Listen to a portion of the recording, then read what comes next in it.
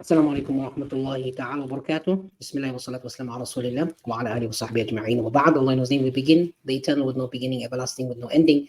Peace and choicest salutations upon the cream of creation, Nabi Muhammad alayhi salatu wasalam.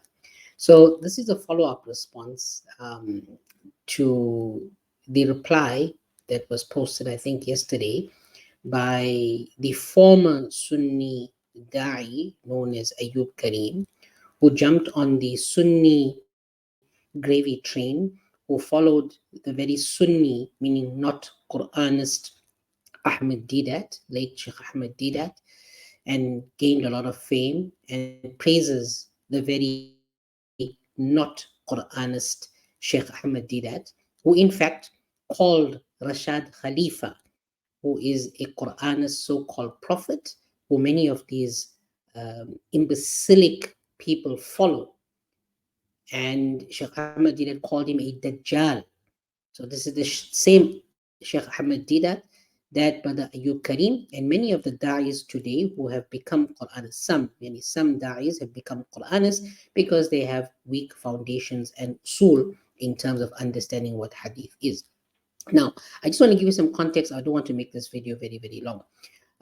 Firstly, Brother Ayoob Karim mentions, I think, 2 videos post my response that he's very, very sickly and he's going to hospital and all of these things. Whatever the case is, if that's the thing, Allah Ta'ala is letting him know that if he's getting ill, it's time for him to start thinking before he leaves this dunya, and for us all, that we must contemplate and think about what we're doing and come back to Sirat al-Mustaqim, inshallah. Now, let's contextualize. Brother Ayoob Karim made a video and said Sunnis don't have the stomach to watch this to the end. I watched it to the end. It was laughable, but it's also very, very sad that people who are supposedly knowledgeable or supposed leaders can speak and vomit absolute nonsense, right? And because he attacked and, like as if he has some kind of evidence, which we expose that he has nothing. Uh, so I made a few challenges. I want to recap these challenges because he has not replied to one. He has made an attempt to reply to one of the several challenges made to him, and his excuse that he's going to hospital, he only wants to discuss one thing. That's because he can't answer any of the others. So I'm going to recap it for you. Um, he made a claim that the Quran was sent to the Arabs. And if you are Quran only, you cannot believe in something outside of the Quran, because then you Quran only plus that other thing. Like we are Quran and Hadith because the Quran mandates the Hadith. And this is something I've explained in my book, and ulama have explained with explicit text, not deductions and superimposing meanings like what Ayoob Karim has done, which I will show you again today. So I asked for one verse in the whole Quran, one verse where Allah Ta'ala states that He sent the Prophet to the Arabs. He has not done it, and we'll analyze that. I asked him where he made the claim that Sayyidina Abu Bakr, Umar, Uthman, Ali, they understood the verse in a certain way. I ask him again, and I ask all Quranists again, where did you get this from? You're looking in the Hadith, and you're using the Hadith to justify Quran only, so it's hypocritical. I asked him also that he will never ever be able to show many. When we speak about evidence, Brother Ayoob, and to all Quranists, understand what evidence is. Evidence is not, something that's unclear. Evidence must be explicit, especially when it comes to your creed. So don't give me some deductive analysis when you try to make 2 + 2 = 5 and you want it to look like 5. So you make it look like 5, but 2 + 2 is always going to be 4. I asked, where in the Quran does it even say that the Quran was revealed in Mecca? Show us, right? You got problems. The other issue was, you said you follow the Prophet Muhammad of the Quran. Now remember, the Quran doesn't only ask you to obey the messenger, and it commands you to do that even if you don't like it. It also commands you to follow him, obedience and to follow him. How do you follow someone for whom you have no biographical sketch?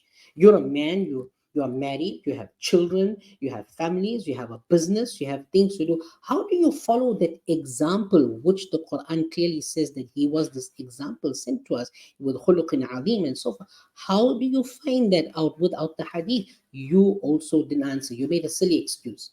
Oh, I'm not going to respond to these things, because blah blah blah. Okay. Before I get into just a few things, one last thing.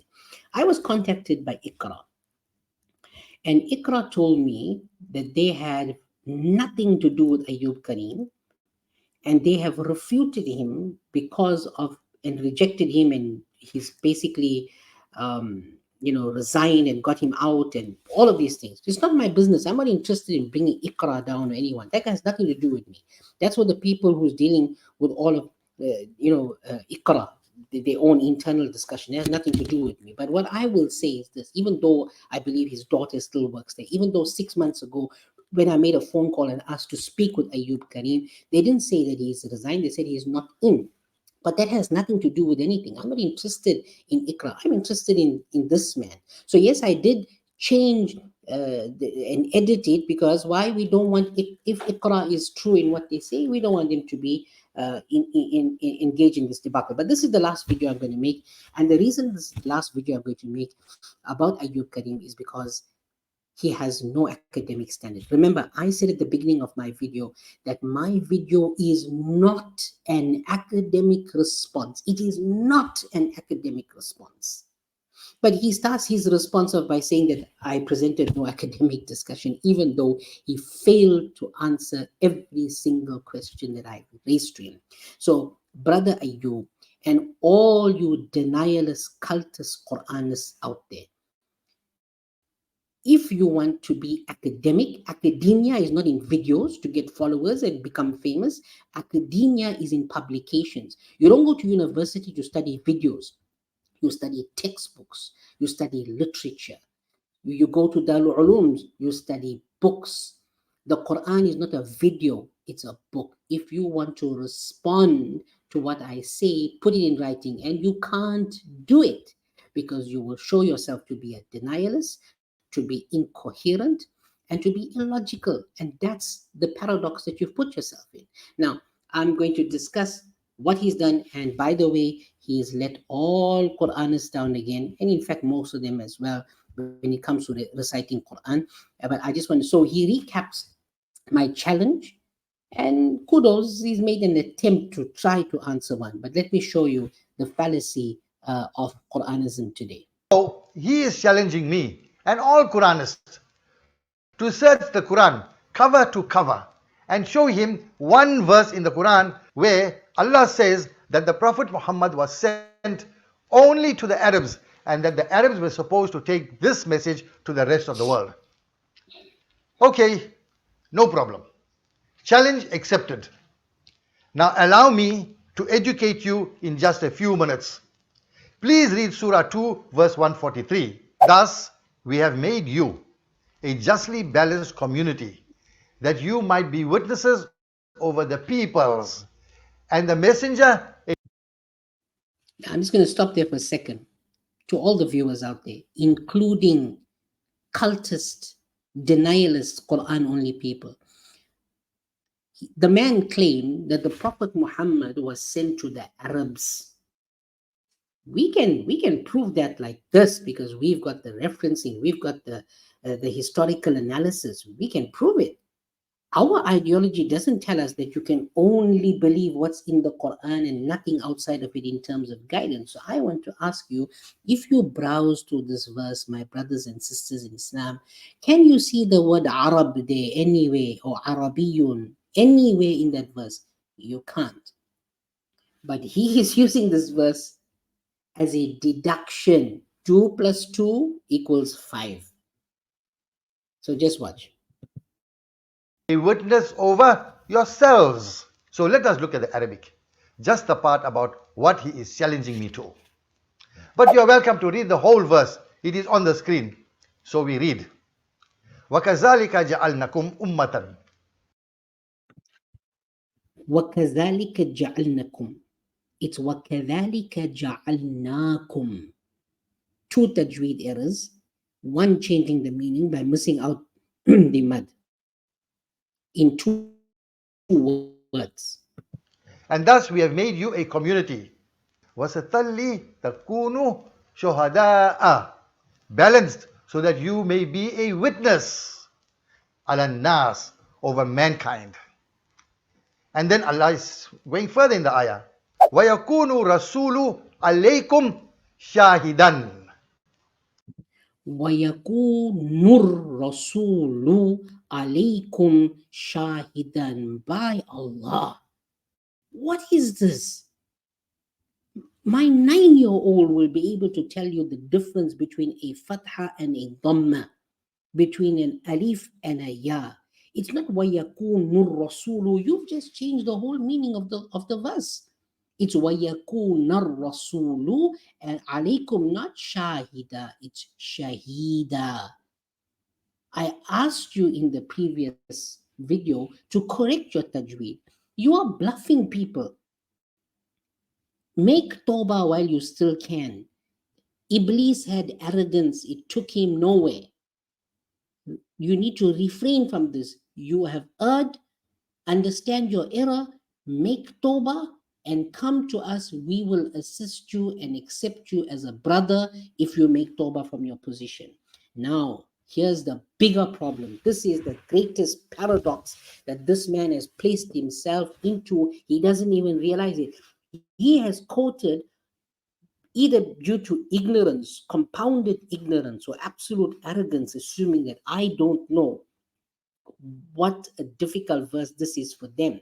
Let me explain to you that if you look at the second line, وَمَا جَعَلْنَا الْقِبْلَةَ الَّتِي كُنْتَ عَلَيْهَا, we did not make the qibla that you were upon. This would be the translation, even though hadith rejectors change it, but this translation actually covers it. And we appointed the qibla to which thou wast used, meaning in past. I put a further challenge, and he will never ever be able to, because not a single Qur'anist has been able. Show me if the Prophet Muhammad SAW was on a previous qibla and he has no authority, all his authority comes from Allah, and that authority is the Quran. Show me one verse in the Quran for that previous qibla's command. One verse. You will never find it, brother Ayoob Karim. You've tried to put this, even this verse, وَكَذَلِكَ جَعَلْنَاكُمْ أُمَّةً وَسَطًا لِتَكُونُوا شُهَدَاءَ عَلَى النَّاسِ. Yes, whoever the Quran was revealed to, they would take the message. But you failed the litmus test. You are deducing, you are superimposing meanings, and this is the problem of Quranism. You superimpose a meaning to suit your agenda. I stated that Allah subhanahu wa ta'ala said in the Quran that the Prophet Muhammad was sent as kafatan linnas. This is clear. Rahmatul lil alameen. You have confined him to be a prophet sent only to the Arabs, and you have failed to provide a single Quranic reference for this. You are misguiding the people. You yourself are misguided. If anyone at your age can say, and I respect you for being my elder, but we do not take lightly people who deceive others by the way of Quran for their personal benefit. If you say in your video that the amount of Quran you learned in lockdown more than you learned in the whole madrasa, you are embarrassing yourself, because what you are telling us is that you are an autodidact, you are self-taught, and you are exposing the fallacy of self-taught people who read something and think they know it all. So go and study one guide on how to become a surgeon, and suddenly you can become a surgeon. You are not supposed to be discussing Quran when you yourself don't understand it. You don't even know what's evidence, because you've not provided a single one.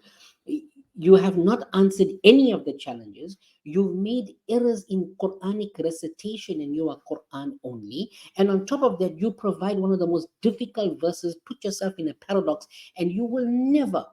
I challenge all Quranists. I've made this challenge in the Islamic Lifestyle Solutions publication. The conundrum of the Qibla and the change of Qibla. Where is the verse in the Quran for the original Qibla before this, kunta alayha. And if there's no verse, guess what it means? The people were following Muhammad sallallahu alaihi wasallam. And you don't like it. You don't want to follow the Prophet Muhammad sallallahu alaihi wasallam because your life becomes difficult. Because then you have to read Jum'ah like everyone. You have to read the amount of rak'ats that we read. You have to make wudu. Difficult things for you. So the easy thing to do is become Quran only, and each house in the whole world must interpret the Quran the way they can. And instead of having Siha, not Sahih Sitta, Siha Sitta will have 100 million different interpretations of Islam, which takes us away from the concept of being united anyway. You can't even prove to us the Qibla. And again, this is not an academic response. This is just responding to the nonsensical attempt to reply to my point of view. And I believe that many Quranists today are in a cultist mindset. There's this learning deficit that they can't see. Because when you are in a cult, you can only think according to the cult ideology. And there's a denialist mindset. But, Brother Ayoob Karim, we are willing to sit with you and discuss with you academically if you want. And inshallah, we are hopeful that when you see that your points are beyond human logic, beyond any aql that the Quran wants you to use, inshallah, you make we invite you to make tawbah from this position. We invite all of you Quranists who follow Ayoob Karim to desist from following someone who can't even provide evidence from the Quran for what he believes without relying on the hadith, like Rashad Khalifa and the other false prophets before.